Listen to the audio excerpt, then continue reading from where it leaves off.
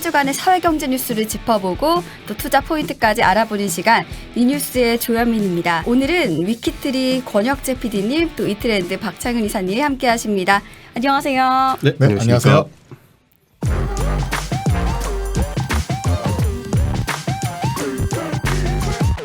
이 뉴스 두 번째 소식 한번 알아보겠습니다. 어떤 내용일까요? 올해 초에 발생했던 오스템 임플란트의 2천억 원대 횡령에 대해 감사 의견 적정을 받았다는 소식입니다.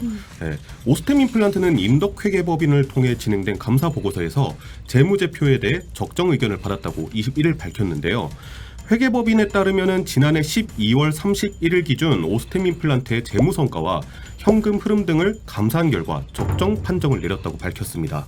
네, 오스템 임플란트는 앞서서 이 재무관리팀장이 2천억 원대 회사 자금을 횡령을 했고 또 상장 적격성 실질 심사 대상으로 지정된 상태라고 제가 알고 있는데, 그럼 이제 상장 폐지 위기는 좀 넘긴 것이다라고 봐도 괜찮은 건가요? 만약에 감사 보고서에서 의견 거절 등 좀 비적정 의견을 받게 되면 상장 폐지 사유가 발생하게 됩니다. 오스템 임플란트 횡령 사건의 경우에는 역대 상장사 중 가장 큰 규모의 횡령이었다는 점을 감안했을 때 비적정 의견을 받을 수 있다는 관측 역시 있어 왔기 때문에요. 지금 현재로서는 최악의 위기는 넘겼다, 이런 해석이 나오고 있습니다. 그래도 이 내부 회계관리제도에 대해서는 비적정 의견을 받았다고 알고 있는데, 이것과 관련해서 오스템 임플란트 측 입장은 또 어떻게 될까요? 네, 내부 회계관리제도는 재무제표 회계 처리 기준에 따라 신뢰도 있게 공시하기 위해 회사에서 운영하는 내부 통제제도인데요. 오스템 임플란트는 내부 회계 관리 제도에 대해 비적정 의견은 투자 유의 환기 종목으로 지정된다는 의미라면서 올해 말 기준 감사에서 적정 의견을 받으면 해소될 것이라고 밝혔습니다. 네, 어떤 것은 또 적정이고 또 어떤 것은 비적정, 좀 일반 투자자분들은 굉장히 헷갈리실 것 같습니다. 언제쯤이면 이 상장 폐지 또는 거래 재개가 가능해지는지도 궁금해집니다. 어떻게 보실까요? 사실 이 부분 같은 경우는 상당히 좀 중요한 투자 포인트라고 보고 있어요. 개인적으로 가장 싫어하는 시기가 바로 요즘입니다. 그러니까 주식을 하면서 1년 365일 당연히 우리가 항상 신경을 써야 되지만 그중에서 가장 신경이 많이 가는 한때예요. 지금 시기예요. 3월 말 4월 초.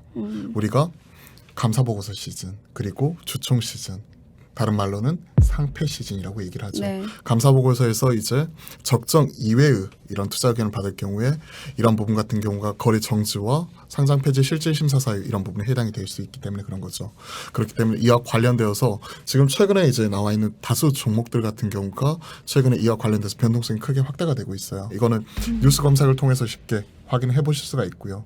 또 다른 한 축에서는 지금 이번 12월 결산 법인의 경우 사업보고서를 90일 이내에 제출을 해야 되고요. 그리고 이번에 주총에서 이런 사업보고서와 더불어서 추가적으로 감사보고서 이런 부분을 첨부를 해서 보통 이제 그 주주총회에서 이제 그 의결할 때까지 1번 사항이 바로 이제 재무제표 승인권인데, 이런 부분을 하기 위해서는 감사보고서가 들어가야 되는 부분이거든요. 그런데 이제 주총 일주일 전까지 이 부분 자체를 같이 공시를 하게끔 되어 있는데요. 만약 이 공시를 하지 못하게 될 경우에 다시 한번 이와 관련돼서 거래소 측에 이런 감사보고서 제출 지연 이런 부분 공시를 하게끔 되어 있는데, 오늘도 주가 하락 종목들을 다수가 감사보고서 제출 지연 종목들 이런 부분이 대다수 차지했거든요. 향후 불확실성이 있다는 거죠.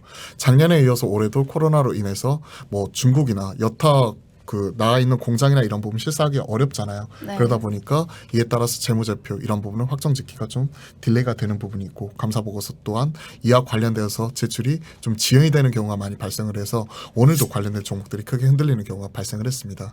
그렇기 때문에 이와 관련된 이런 흐름 같은 경우를 보셔야 될 것 같고, 오스템 임플란트 자체적으로 보더라도 30일 날 기업 심의위원회가 있어요, 거래소에서. 이번에 다행히 회계법인에서는 지금 그 적정을 받았기 때문에 어느 정도 큰 고비는 넘겼다 이렇게 보고 있고요. 그리고 윤석열 당선인은 이번에 정책 공약을 보면 이런 상장 폐지 이런 부분 자체를 좀 까다롭게 하겠다. 즉 실적이 나오고 돈을 잘 벌고 있는 기업이 상장 폐지라든지 이런 부분에 하는 데 있어서 좀 더 까다롭게 하겠다 이런 입장이기 때문에 좀 더 이런 측면에서 놓고 보면 분위기 자체는 그래도 어느 정도 거래 재개 쪽으로 많이 넘어가고 있는 것 같습니다. 하지만 우리가 지금 한 가지 또 체크를 해봐야 될 게 내부 회계관리제도에서는 지금 비적정 의견이 나왔어요.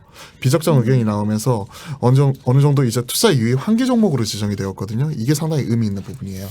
투자 환기 종목이 들어가게 되면 네. 이게 어떤 문제가 발생을 하게 되냐면 일단 이와 관련돼서 그 법인들이 투자를 할 수가 없어요. 법인들이 가질 수 있는 이 포트폴리오 리스트에서 빠져버려요.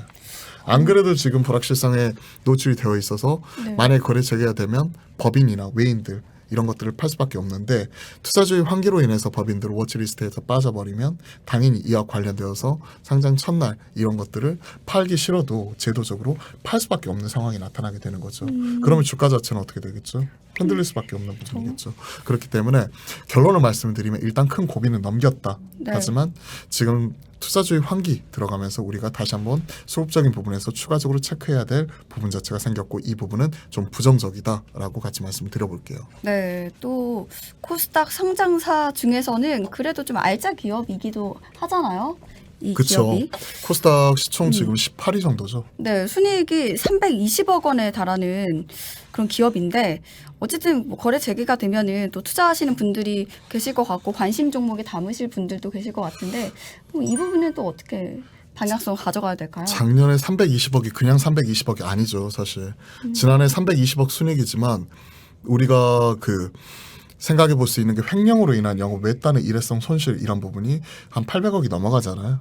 그 부분을 생각을 하게 되면 한 1000억 이상 이익 체력을 가지고 있는 기업이라고 생각할 수가 있을 것 같습니다.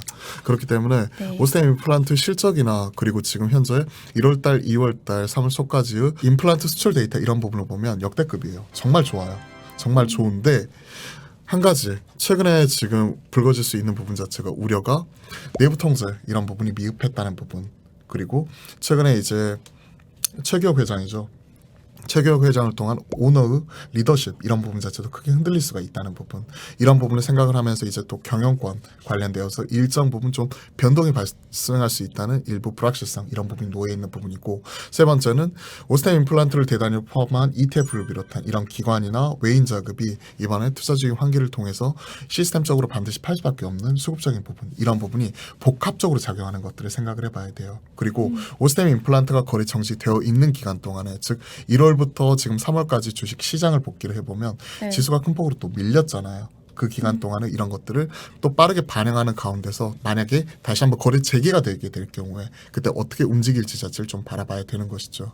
그렇기 때문에 당장 이제 거래 재개가 되면 이거는 무조건 사야 됩니다. 아니면 무조건 팔아야 됩니다. 라고 보기보다는 한 발자국 떨어져서 차라리 차분하게 좀 지켜볼 필요가 있겠다라고 말씀드릴게요. 실적적인 측면에서는 플러스 요인이지만 수급적인 부분에서는 분명히 마이너스 요인도 같이 놓여 있고 시장 전반적으로 오스템 임플란트 거래 정지 기간 동안에 좀 빠졌었기 때문에 그런 것들을 종합적으로 고려하면서 최소한 한 일주일 정도는 좀 차분하게 오스템 임플란트와 거리두기 하면서 지켜볼 필요는 있겠다라고 말씀드려볼게요.